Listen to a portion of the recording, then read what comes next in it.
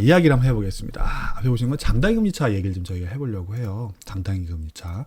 별거 아니죠. 전단기 금리차. 그냥 금리가 역전이 된 겁니다. 별건 아니고요. 공개적으로 방송하려고 준비를 했습니다. 장단기 금리차 역전은 거시에서는 한 10년에 한 번씩 일어나는 현상인데요. 바로 지금 현상이 일어나는 상황입니다. 오늘이 2022년 4월 1일인데요. 지금 역전이 일어나서 며칠 전에 한번 일어났었어요. 29일 날 이때 한번 일어났었고요. 그리고 오늘 또 일어났습니다. 미국 시간이니까 우리나라 입장에서는 뭐 어젯밤이죠. 오늘 새벽일 텐데 걔는 31일 날 일어난 걸로 보시면 되겠습니다. 역전이 일어나면 뭐 어떻게 되는 건데 이게 어떻게 설명할까 되게 고민을 많이 했어요. 고민을 많이 했는데 결론은 역전이라는 그 현상을 설명하기보다는 그게 이제 어떤 식으로 진행이 되는가를 설명하는 게 나을 것 같아요. 역전이 일어났어. 전에 왜 역전이야? 이런 것들은 많이 이제 주변에서 뭐라고 말씀하실 거거든요. 막 싸울 거예요. 아마. 항상 싸워왔거든요. 왜냐면은 이 역전이 뭐 별 의미가 없는 거야. 그러니까 보통이죠. 이번엔 다를 거야. 또는 걱정하지 마. 마지막에 가면은 매우 부드럽게 올 거야. 와도 그러니까 별거 아니야. 또는 중간에 가서 뭐 금리를 올릴 거야. 나빠지면은 뭐 이런 얘기도 해요. 근데 뭐다 맞는 얘기예요. 다 맞는 얘기인데 이게 스토리가 어떻게 진행되는가에 관해서 이렇게 쭉 한번 정리를 해봤어요. 그러니까 뭐 짧게 한번 보고 세 번의 영상 같이 한번 보시죠. 지금 이제 역전이 났거든요. 났으니까 이제 과거에 역전 난 얘기를 한번 시작을 한번 해보죠. 왜 역전되는가 요거 좀 들어보시면은 대충 이해가 되실 겁니다. 첫 번째 역전이 나고요. 그 다음에 이거에서 그 대중이 반응을 하기 시작을 합니다. 그러니까 사람들이 뭐 사고 터지는 거 아니야? 이렇게 얘기하고 좀 있으면 시장의 반응이 나와요. 시장에서 이런 말을 하게 됩니다. 별 문제 없어. 걱정하지 마. 이번에는 다를 거야. 그럼 조금 있으면 나아질 거야. 뭐 이런 얘기가 나오게 돼요. 그리고 조금 있다가 시차를 두고서 비상금리 인하라는 게 진행이 됩니다. 비상금리 인하는 뭐냐면 그 중앙은행에서 금리를 내려줘요. 갑자기 뭐 50bp라던가 0.5%죠 내린다던가 뭐 그 이상 내릴 수도 있고 뭐 2.5% 0.25% 내린 경우도 있고요. 보통 장단기금리 역전은 그 금리를 올릴 때 발생을 하는데요. 근데 역전이 발생하고 나면은 조금 있으면 여기 조금이란 건 좀 보통 사람과 다릅니다. 왜냐하면 이제 거시에 조금 뭐 6개월이라던가 또는 2년 정도 조금이에요. 거시에서는 그렇습니다. 뭐 내일 모레 이런 건 아니죠. 그러고 나서 비상금리 인하가 진행이 되면은 그때에서 조금 더 있다가 리세션이 발생을 합니다. 근데 재밌는 건 뭐냐면 이때부터 이때까지 별 걱정 없다라고 뭐 예상할 수도 있는데 그 시장은 바보가 아니죠. 시장은 자기 나름대로 이 리세션 상황을 이해를 하고 여기에 맞춰서 가격들을 조정을 하고 있어요 이미. 그러니까 여기 걱정은 없다. 걱정할 필요는 없어요. 그냥 시장이 알아서 갈 거예요. 리세션이 이제 발생을 하고 나면은 각종 지표들이 악화돼요. 근데 이미 예전부터 악화가 되고 있었을 거예요. 악화가 되고 있었고 리세션이 발생을 하면은 장기 평균보다 지표들이 조금 더 악화가 되고요. 조금 덜하는 건 뭐 악화가 됩니다. 좀 보시고 그러고 나서 규제기관이나 또는 구제기관이나 불리는 것들이 들어옵니다 시장에. 그래서 이들이 악화된 지표를 개선하기 위한 노력들이 이루어집니다. 그리고 나서 경기 회복 및 화랑이 진행이 됩니다. 조금 있으면 다시 또 과열이 되고요. 이 과열 속에서 과열의 정점이거나 정점이 조금 지나고 나서 장단기 역시 또 발생을 하고요. 여기서 다시 또 이 스토리가 이런 식으로 돌아가게 됩니다. 별거 없죠? 겨우 한 2분 만에 설명을 했습니다. 보통 이걸 보고서 하는 얘기는 뭐 별 문제가 없어 얘기해요. 맞아요. 별 문제 없어요.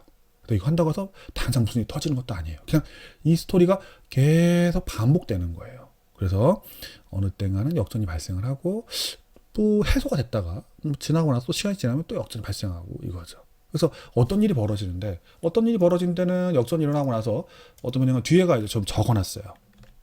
쭉 밑에 보시면은 제가 이런 걸 넣어놨어요. 뭐냐면은 historical max down drawdown S&P 500 recession이라고 써 있습니다. 뭐냐면 이제 장단기 역전이 지나고 나서 조금 있다가 주가가 최대로 얼마나 빠지는가를 설명하는 거예요. 평균 마이너스 5점 대비 36%가 빠져요. 별일은 없죠. 그러니까 평균 36% 정도 빠지는 거를 별일이 없다라고 생각하시는 분은 많아요, 생각보다. 저 같으면 되게 고민했거든요. 왜냐면 저게 지수가 빠지는 거니까 되게 고민이 많을 건데 별로 별일이 없다고 그래요. 보통 대부분은 저 일들, 저런 대규모 하락은 장단기 근처 역전이 지나고 조금 있다가 설명하는 그 과정들 있잖아요. 지나가면서 발생하는 거의 최종 단계에 나오는 일이에요. 그러니까 저거를 보고 별일이 없다. 또는 여기 보시면 이제 빠질 때 금방 안 빠져요. 그러니까 리세션 가는 데까지 시간이 오래 걸려 하는 말씀 다 맞아요. 왜냐하면 그 기간 동안에 계속 이런 식으로 천천히 빠져 내려가거든요. 등락을 반복하면서 내려가게 됩니다. 그리고 최대 하락폭까지 가는 데까지 생각보다 시간이 꽤 오래 걸려요. 그러니까 이게 반복이 되는 거예요. 굳이 뭐 다른 건 없고요. 그냥 반복이 되는 거죠. 반복이. 다시 봅시다.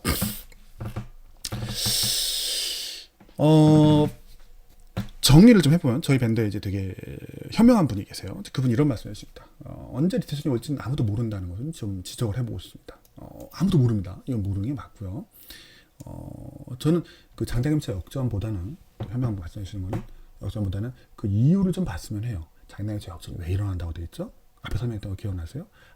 그 직전에는 아주 강력한 대호황이 발생을 했어요. 그리고 우리가 염두해야 될 일은 역전이 났다거나 하락한다거나 그런 게 아니에요. 그냥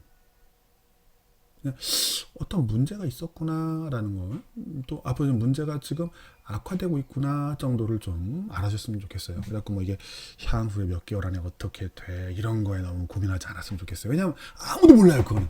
그리고 문제가 없다라고 말씀하시면 그것도 맞는 얘기예요. 문제가 없어요. 뭐죠? 최대 하락폭은 평균 36%예요.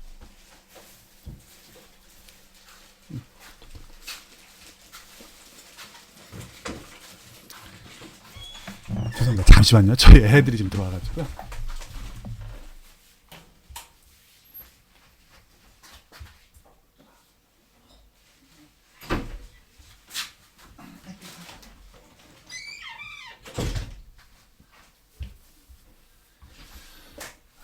평균 하락폭은 36%이기 때문에 그 정도를 사람마다 다 다르게 볼 수 있습니다. 이게 가벼운 사람은 가벼울 수 있겠고요. 좀 무겁다면 무거울 수 있습니다.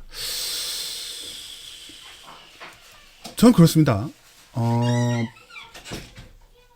그냥 이 추세를 좀 생각해 주셨으면 좋겠어요. 이 추세가 쭉 흘러가는 겁니다. 여기서 시작을 해서 이 형태를 따라서 쭉 흘러가고 다시 또 사이클이 반복이 됩니다. 그리고 이 중간에서 가격이라는 것이 장기 추세선을 따라서 그 위에와 아래를 오르내리면서 쭉 가격을 만들어 나가게 됩니다. 이제 그걸 이해하고 투자를 하면은 전 좀 더 좋을 것 같아요. 세밀하게 이렇게 설명해 놨거든요. 한번 읽어보시면 좋겠고요. 음악을 한번 틀어놓고 들으시면 보시면은 조금 더 재미있습니다. 그래갖고 역전이 시작이 되고 대중이 거기에 반응을 하고 그리고 뭐 이번엔 다르다. 너무 빨리 걱정할 거 없어. 무엇이 오더라도 이번엔 마일드 할 거야. 설마 정부가 안 막아주겠어? 또는 최고 전문가가 문제가 없다고 했어. 뭐 이런 얘기들이 매번 반복되는 것을 잊으면 안 됩니다. 그리고 이게 되고 이런 얘기가 발생을 하고 나서 그다음에 비상금리 인하라는 게 진행이 되고요. 조금 있으면 발생을 해요. 바로 발생하는 건 아니에요. 시차가 있습니다. 뭐 6개월이라든가 2년 안에 보통 발생을 하고요. 뭐 계속해서 말씀드린다면 그런 것들이 발생을 하면은 주가가 반등을 합니다. 맞습니다. 그렇지만 이제 추세적 하락 속에 있기 때문에 뭐 그걸 반등을 보통 베어마켓 랠리라고 부르는 경우가 많은데요. 뭐 그거에 따라서 뭐 돈을 버신 분도 계시고 또 어려운 경우도 있습니다. 근데 보통 투자자는 그 지수 자체를 못 이깁니다. 근데 지수가 밀려 내려가는 중이기 때문에 보통 투자자한테는 이제 꽤나 어려운 시간이 될 가능성이 높겠죠. 그래서 조금 있으면 이제 비상금리 인하가 진행이 되면은 뭐 금방 리세션이라는 거 들어가지는 않습니다. 조금 있으면은 또 리세션이라는 게 진행이 됩니다. 그리고 여러 가지 일들이 중간에 발생을 합니다. 그러니까 리세션이 들어가기 전에요. 뭐냐면 뭐 예를 들자면 전쟁이 난다던가 아니면 갑자기 전염병이 돌아서 세상이 망할 것 같다던가 또는 아주 거대한 금융기관이 망해버린다던가 멀쩡해보던 부동산 중에 뭐 미국 부동산이 망한다던가 아니면 뭐 일본 부동산이 망한다던가 영원히 오를 것 같은 나스닥 주식도 확 무너져 버리고요. 아니면 서울 가격이 갑자기 막 140에서 30으로 확 떨어진 경우도 있겠고요. 아니면 금값이 막 4분의 1, 5분의 1, 10분의 1 가격으로 탁 떨어진 경우도 있어요. 아니면 멀쩡하게 뭐 세상에 다 잡아먹을 것 같은 태국 부동산이 확 망해버린 경우도 있어요. 뭔지 중요하진 않아요. 그렇지만 요 직전에 대규모로 유동성이 들어갔던 그 무엇인가가 리세션이 발생하는 그 과정 속에서 유동성이 빠져나오면서 가격이 장기 평균선을 중심에 놓고 그 이하로 내려가는 경우가 대단히 많이 과거에 발생해 왔습니다. 그리고 아마 저는 앞으로도 이것이 지속될 거라고 예상을 합니다. 뭐 안 될 수도 있겠죠. 그렇지만 안 되는 것은 이번엔 다르다라고 보통 말해주고요. 당연히 저 말고 다른 분들이 그만 얘기하실 거니까 저는 그 얘기할 필요는 없어요. 그리고 저는 포지션을 잡는다면 과거와 비슷하게 간다라고 포지션을 잡는 것이 맞다라고 생각을 합니다. 과거에 이렇게 얘기하면 이제 그런 얘기 나옵니다. 야, 그 뭐 장단점차 없이도 리세션 오기도 하고 왔다고 해도 꼭 문제 생기는 건 아니잖아. 라고 하실 수도 있어요. 맞아요. 근데 단단임차 없이 왔던 거는 대충 한 1940년대, 그러니까 50년 이전에 그런 경우가 많았고, 역전 없이 오는 경우가 있었고요. 뭐, 1990년에 그런 일이 있긴 했었어요. 예, 있긴 했었는데, 여기서 또 질문이 나올 수 있죠. 야, 지금 역전이 나는 거는 10년과 2년인데, 지금 네가 보여주는 거는 10년과 3개월짜리 아니냐. 아, 둘이 비슷하게 움직입니다. 너무 고민하지 마십시오. 어차피 역전될 겁니다. 자, 그러고 나서 조금 있으면 이제 리세션에 이제 돌입을 하게 됩니다. 돌입을 하면 몇 가지가 변화가 됩니다. 뭐냐면은 이미 이전부터 경기 고점부터 쭉 변해온 건데요. 소비가 장기 평균보다 줄어들게 됩니다. 장기보다 많이 밑에 내려가게 되죠. 실업률이 장기 평균보다 많이 높아지게 되고요. 소비자 심리가 악화돼서 투자 심리가 같이 장기 평균보다 악화가 됩니다. 유동성 공급이 장기 평균보다 타이트하게 돼서 유동성을 구하기 어려워집니다. 그리고 각종 자산 가격이 악화된 투자 심리와 유동성 부족으로 장기 평균보다 하락하게 됩니다. 그러면은 소비 감소와 유동성 긴축으로 인해서 부도율이 상승을 하고 부도율 상승에 따라서 가상금리가 오래되면서 취약 차주들, 대출 받은 사람들이 점점 더 자금을 구하기 어려워지면서 세상은 한 바퀴 돌게 되죠. 그러면서 이 모든 것이 모여서 금융 시스템에 압박을 가하게 됩니다. 그래서 이걸 뭐라고 보냐면 시스템 리스크가 강화된다라고 설명을 합니다. 그래서 취약한 국가들 같은 경우에는 이럴 때 외환위기나 또는 금융위기로 발생하기도 합니다. 그 외환위기가 뭔데? 그러면 우리 IMF를 생각하시면 되고요. 금융위기가 뭔데? 그럼 은행이 붕괴됐다, 부도가 났다라고 보시면 되겠습니다. 이런 것이 리세션 상황 속에서 발생을 합니다. 그리고 이 모든 상황은 리세션 이전, 그러니까 경기 고점서부터 리세션 상황까지 쭉 내려가면서 차근차근 발생하면서 내려가게 됩니다. 한 번에 나타나는 건 아니고요. 사람들이 한 번에 나타나는 걸로 느껴지는데 이게 천천히 한 가지씩 조금씩 악화가 되면서 쫓아가게 됩니다. 그리고 나서는 규제기관이 이제 거기에 등장을 하게 됩니다. 그러니까 규제기관이라고 저는 부르는데 어떤 분이 구제기관이라고 이거 부정하더라고요. 구조를 위해서 뛰어들거든요. 규제기관이 와서 통화정책 또는 금융정책을 동원해서 시스템 리스크 안정화를 위해서 노력을 하기 시작을 합니다. 그래서 은행이 부도나지 않게 또 환율이 어마어마하게 올라가지 않게 이런 것들을 갖다가 막아내기 시작을 해요. 뭐 정부 재정 정책을 동원하기도 하고요. 뭐 중앙은행이 직접적으로 금융시장에 뛰어들어서 채권을 사주기도 하고요. 부실금융기관을 정부에서 인수하기도 합니다. 여러 가지 것들의 노력을 지속하다 보면은 언젠가 막힙니다. 왜냐하면 막힐 때까지 돈을 풀거든요. 안 막히면 어쩔 건데 안 막히면은 조금 더 피를 보고 결국은 끝이 납니다. 왜냐하면 누군가 부도가 나고 정리가 되면 끝이 나긴 납니다. 세계 대공황도 끝이 났잖아요. 3년 6개월 떨어졌거든요. 3년 6개월 지나고 나면 끝이 났습니다. 뭐 전쟁이 나서 끝났다고 하는데 아닙니다. 3년 6개월이면 끝이 납니다. 그냥 부도날 거 다 나고 처리됐기 때문에 그렇습니다. 그럼 이때가 뭐 안 좋다라고 생각하시는데 아닙니다. 제가 보기엔 일생일대의 기회입니다. 미안한 얘기긴 한데 이렇게 생각해 보시면 좋겠습니다. 그러니까 삼성전자가 10만 원이었다가 5만 원이 간다. 바로 이런 시기가 되겠죠. 리세션이 한참 진행되는 시기. 그래서 이게 끝나고 나면 어떻습니까? 삼성전자가 다시 15만 원을 가공합니다. 그런 형태의 상황이 벌어지기 때문에 보통 저때 그러니까 그 리세션 바닥 근처라던가 그 근방에서 투자자는 최고의 인생의 기회를 보통 맞이하게 됩니다. 그러고 나서 경기 회복이 발생을 하고요. 뭐 규제기관이 열심히 노력했으니까 그것이 결국에 진행이 되고 유동성이 주입된 것이 경기 회복을 이끌어내게 됩니다. 경기 회복이 되면 이게 가면 좋잖아, 뭐 좋은 거야? 아닙니다. 이게 되면 조금 있으면은 경기 과열이 진행이 됩니다. 그래갖고 경기는 화랑을 넘어서 좋아진 거죠. 그래서 이제 과열을 하게 되고요. 그러면 이런 일이 또 발생을 합니다. 뭐냐면 소비가 장기 평균을 넘어서는 높은 수준까지 올라가고요. 실업률이 장기 평균보다 낮아지고요. 소비자 심리가 매우 강화돼서 투자 심리가 장기 평균보다 강화가 됩니다. 연결된 겁니다. 유동성 공급이 장기 평균보다 완화적이 되고요.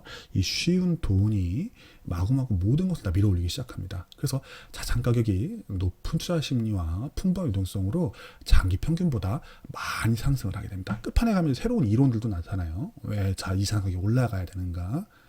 옛날 같으면 닷컴이라는 이름만 있어도 올라가야 된다던가, 또는 일본 사람들은 특별한 부동산에 관한 그 애정이 있기 때문에 올라가야 된다, 이런 식으로 해갖고 뭔가 나타납니다. 태국은 영원하게 올라갈 거야, 이런 것들도 있고요.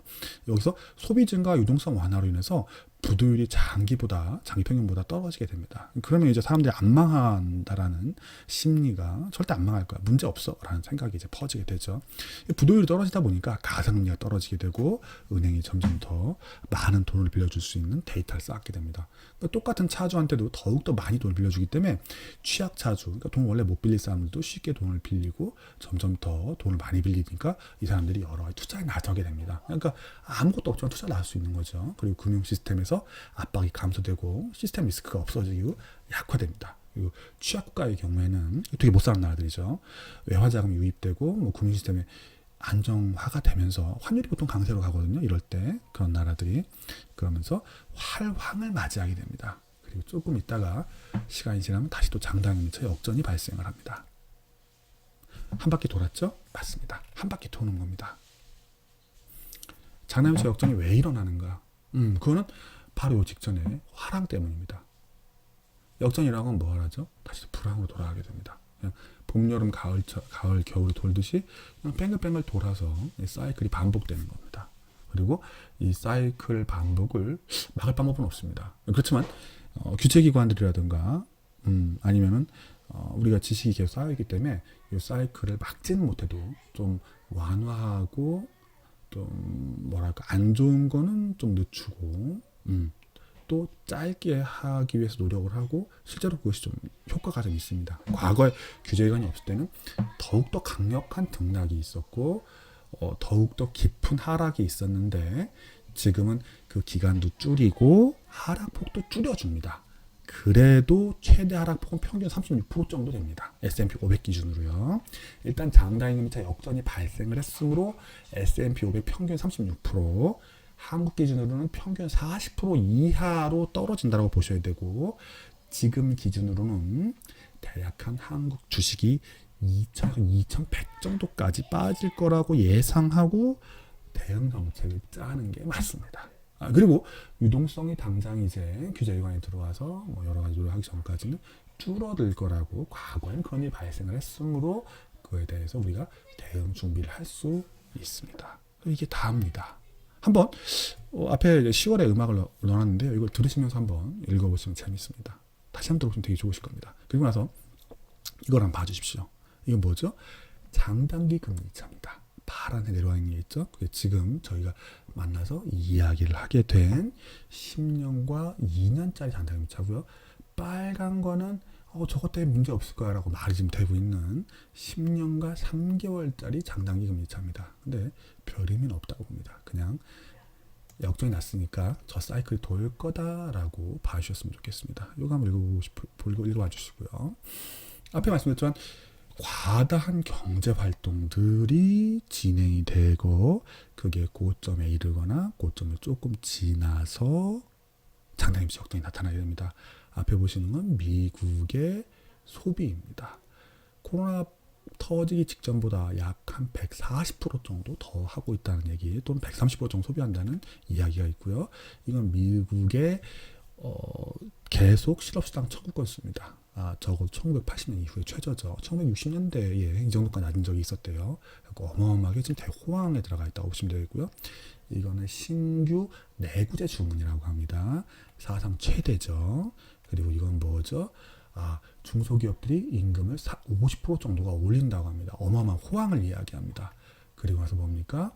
앞에 보시는 거는 유로 달러 커브라고 하는데요. 그 금리 선물의 미래를 어떻게 반영하고 있는가 설명을 합니다. 그래서 대략 한 내년 23년 초반기쯤서부터 금리를 내릴 것이다라고 예상을 하고 있다고 합니다. 자, 다시 떨어지는 거 한번 보고요. 자포스팅입니다. 미국 말고 다른 나라들도 대단한 호황을 걷고 있기 때문에 일자리를 여기 제로가 코로나